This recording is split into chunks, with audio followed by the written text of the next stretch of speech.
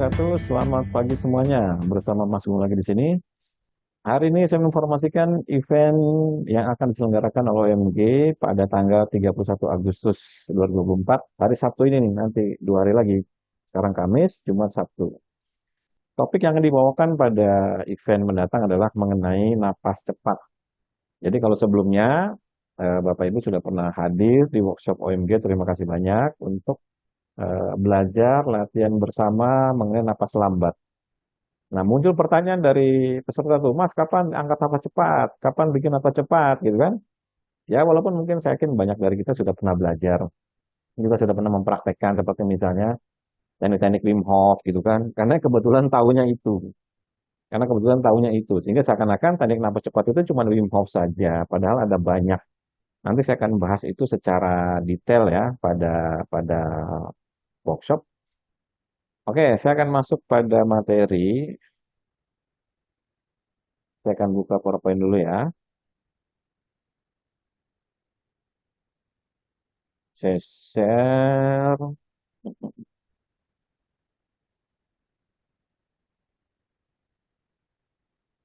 Nah, ini dia.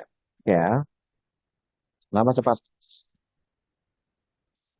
Ya, kenapa kita perlu memahami ini? Karena dalam teori napas ritme itu terdiri dari 3 jenis napas saja. Ada napas cepat, ada napas lambat, ada napas super lambat. Jadi gampang belajar teknik napas ritme itu.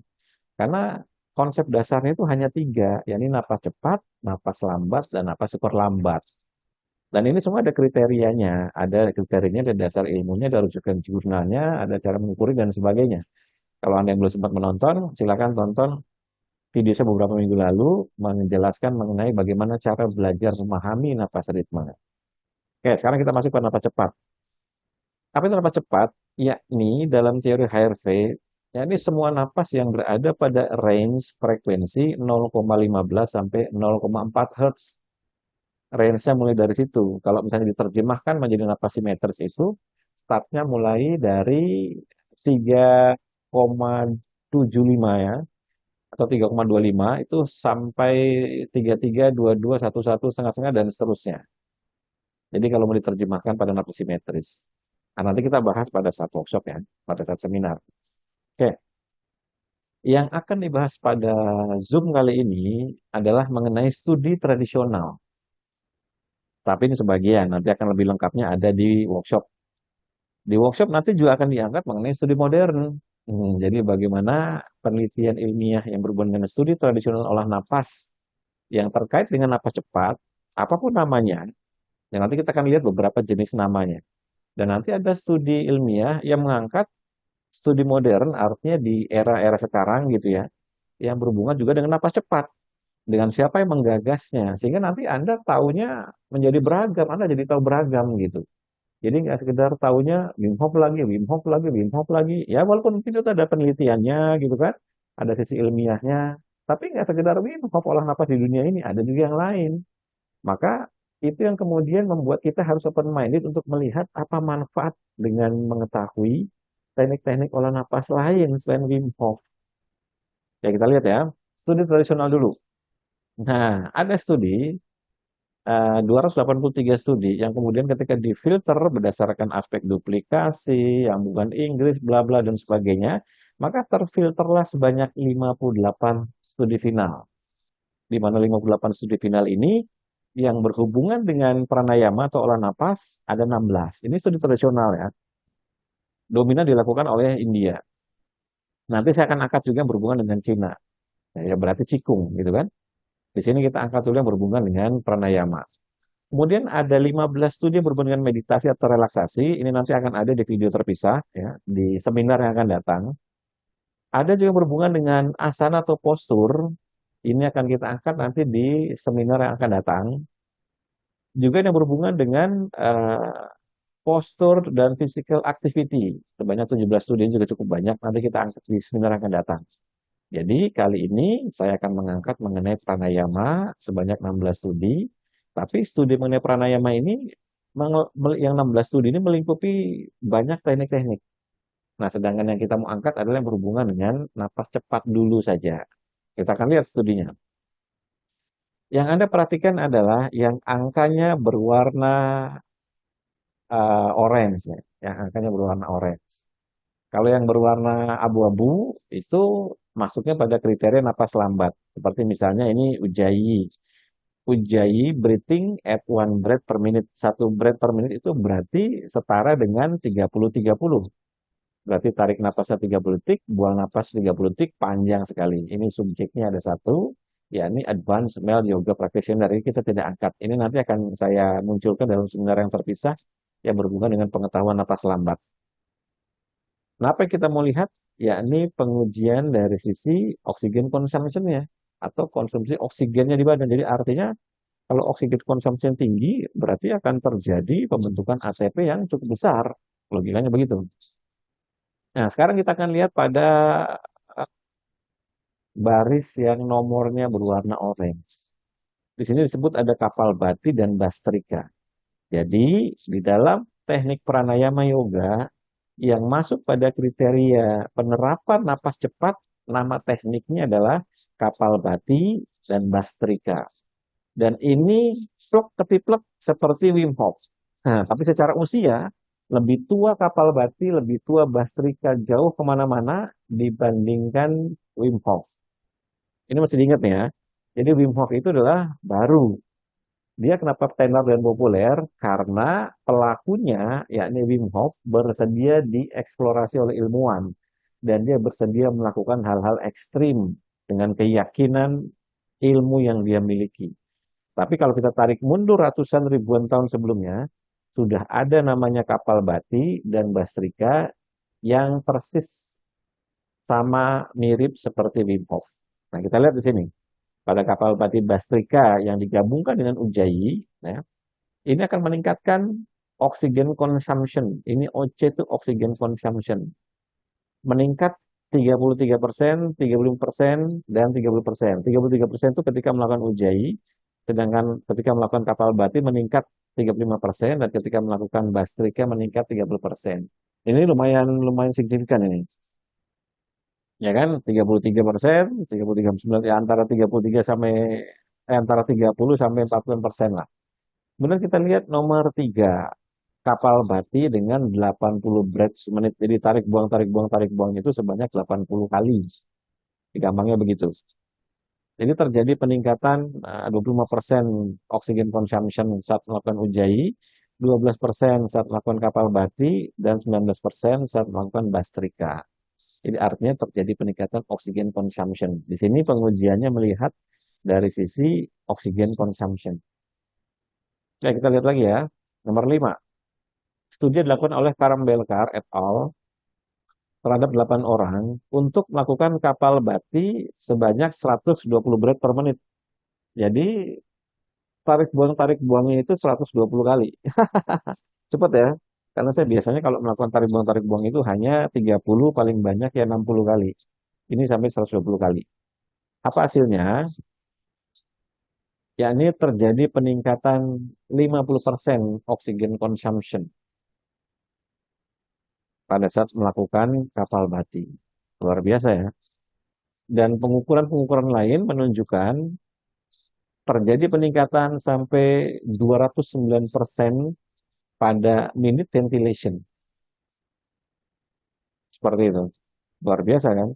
Dan kemudian terjadi penurunan 63% pada tidal volume. Volume tidal. Tidal volume itu udara yang berperan dalam proses udara yang dihirup dan ditarik secara wajar dan normal. Jadi artinya kalau terjadi penurunan maka napasnya makin enteng. Cara memahaminya seperti itu. Jadi minute ventilation-nya meningkat 209%. Minute ventilation itu adalah tidal volume dikali dengan respiration rate. Sedangkan oksigen consumption-nya meningkat sampai 50%.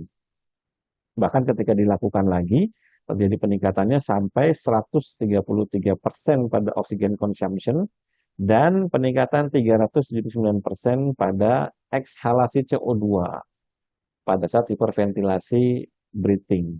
Jadi artinya daya dorongnya itu lebih besar ya. Makanya saya pernah bilang bahwa orang yang latihan napas cepat itu sebenarnya salah satu tujuan utamanya adalah meningkatkan kemampuan pompa. Meningkatkan kemampuan pompa. Pompa ini dalam tanda kutip ya ilustrasi saja. Meningkatkan kemampuan pompa dari paru-paru Sehingga ketika dia menghisap secara normal dan wajar, masuklah oksigen dalam jumlah besar, dan ketika dia menghembuskan CO2 atau karbon dioksida, terbuanglah CO2 dalam jumlah yang besar juga. Yang namanya pompa sedotannya luar biasa, ibaratnya kayak mesinnya bagus lah. Jadi kalau dibandingkan antara pompa A sama pompa B, di mana pompa A sekali sedot dalam waktu let's say 1 detik itu 10 liter, sementara pompa B ketika sedot dalam waktu 1 detik hanya 3 liter. Ya tentu saja kekuatan dari pompa A ini luar biasa besar. 1 detik dia sedot 10 liter gitu kan. Nah ini juga sama, otot kita bisa dilatih seperti itu. Maka napas cepat itu, kenapa dia bisa disebut meningkatkan VO max gitu kan? Karena melatih kekuatan pompanya, otot-otot di dalam paru-paru kita supaya oksigen konsumsinya juga ikut meningkat. Nah, bahkan minute ventilation-nya sampai 538%. Luar biasa. Kita lihat studi yang lain ya. Nomor 6. Terhadap 3 praktisi yoga. Dia melakukan bastrika ya, dengan internal retention. Jadi ada yang tahan napasnya. Jadi tarik buang, tarik buang, tarik buang, tarik buang. Ada tahan napasnya. IR itu singkatan dari inhalation, retention, exhalation. Jadi tarik napas 8, tahan napas 32, buang napas 16. Ada juga yang pakai external retention. Jadi ekshalasi, retention, inhalasi. Berarti buang napas 3, tahan napas 20, tarik napas 10. Ini ada cara petunjuknya, tapi kita kan nggak akan detailkan di situ. Kita ingin lihat aja bagaimana oksigen consumption-nya pada bastrika atau napas cepat yang ada tahan napasnya. Nah, di sini kelihatannya. Jadi kenaikan oksigen consumption-nya hanya 15%. Sedangkan kenaikan CO2 karbon dioksidanya pada saat buang napas hanya 13%. Kenapa? Karena ada tahan napas di sini. Ya kan? Nah, sedangkan kalau kita lihat pada nomor 7, Bastrika dengan 232 breath per menit. Bayangkan, berarti dia melakukan napas cepat sebanyak 232 kali, gampangnya begitu. Jadi tarik buang, tarik buang, tarik buang cepat sekali dalam waktu semenit ya. Ya nanti didemonstrasikan pada satu workshop saja. Nah, apa hasilnya?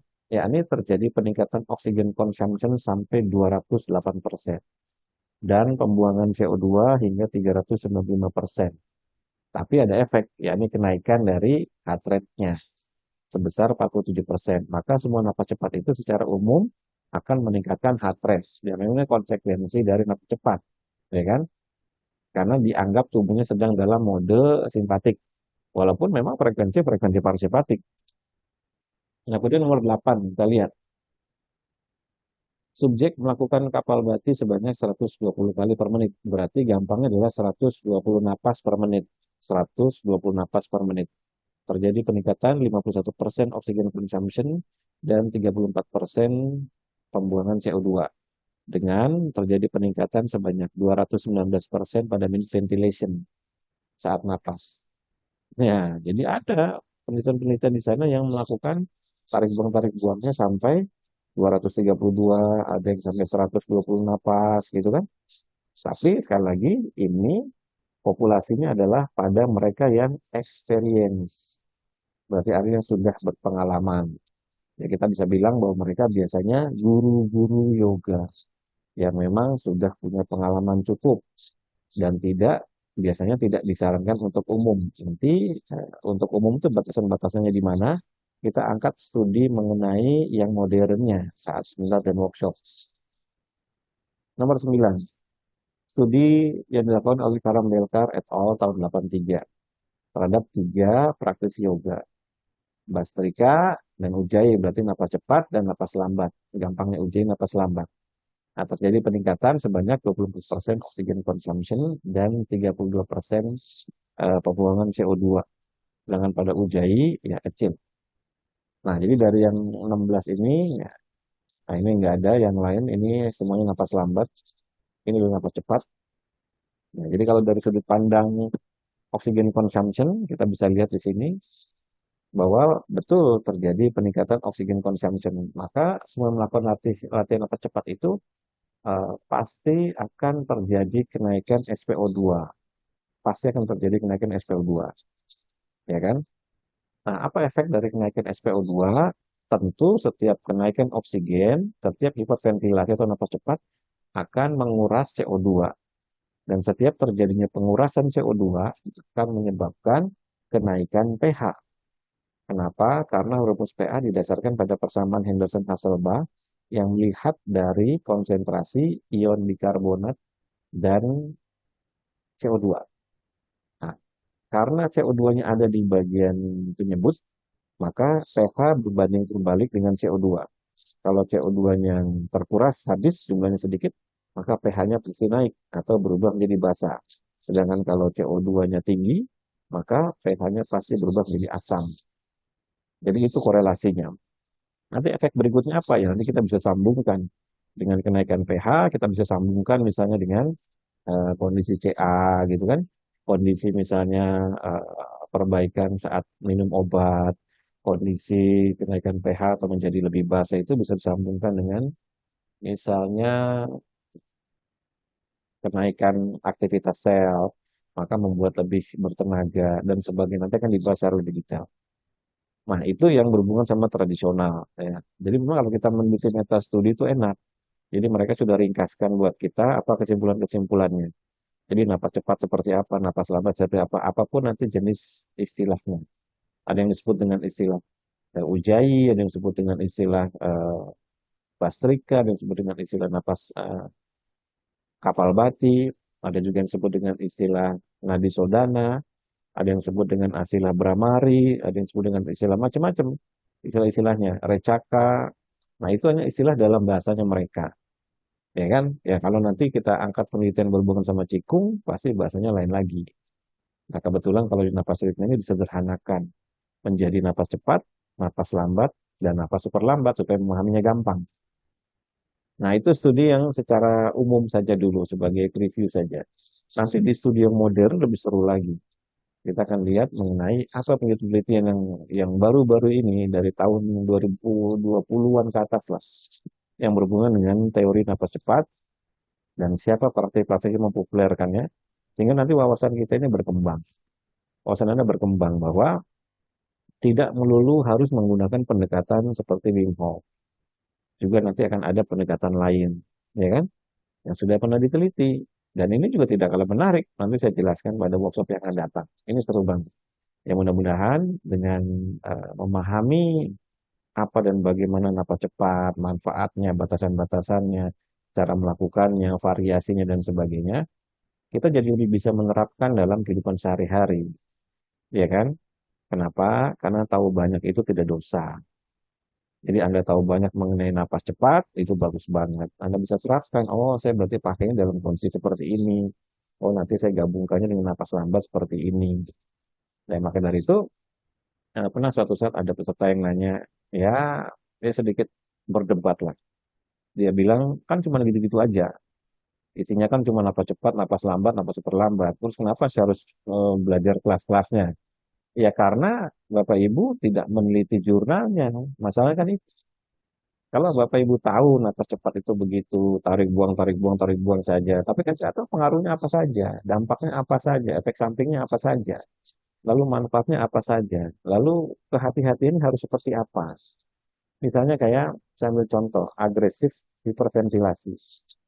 Agresif hiperventilasi itu berarti hiperventilasi dalam jumlah yang banyak sekali. Itu bisa ada penyempitan pembuluh darah. Kalau kita nggak pernah belajar di kelas gitu kan, nggak pernah mau menyimak, mau menyimpulkan sendiri dengan menganggap bahwa tarik nafasnya begitu-gitu aja. Ya nggak apa-apa, tapi Anda nggak tahu batasan-batasannya, nggak tahu manfaat-manfaatnya ketika diterapkan untuk 11 sistem pada tubuh manusia. Kan tubuh manusia ada 11 sistem. Jadi ketika kita menerapkan napas cepat itu, pasti 11 sistem itu bekerja. Yang mana yang paling signifikan? Nah itu harus kita teliti, harus kita lihat. Nah, kalau misalnya menganggap bahwa teknik napas itu cuma gitu-gitu aja, berarti konsekuensinya ya Anda harus meneliti sendiri. Kan begitu, Anda harus belajar sendiri, beli jurnalnya sendiri, baca jurnalnya sendiri, pahami jurnalnya sendiri, memahami, mempelajari jurnalnya sendiri, berarti nggak latihan. Loh iya pasti, karena kan harus baca, mengevaluasi, menganalisa gitu kan, memahami ini maksudnya apa, dikomparasi dengan yang lain, cari metastudi, dari metastudi lihat kumpulannya, lihat berapa banyak yang sudah pernah diteliti, lalu buka satu persatu, itu perlu waktu. Jadi kalau misalnya cukup melakukan itu, ya monggo saja. Itu silakan, itu kan pilihan saja.